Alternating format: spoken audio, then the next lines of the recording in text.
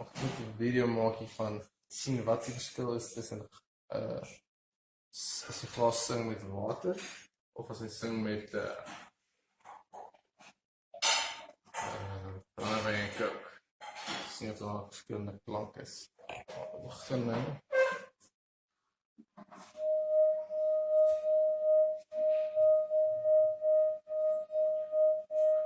Dat is 'n mooi duidelike.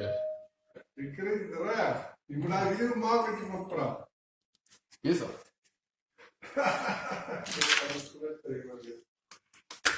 Nou het vir die brandewyn.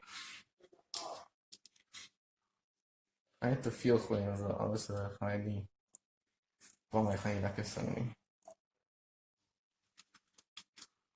Net die gees van die drank kry.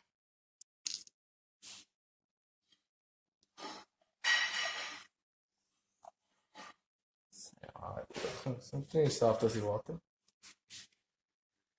Alright, dis Coke Zero en 3 kilo brandy.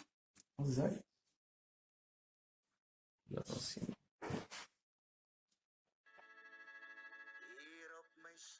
My wêreld.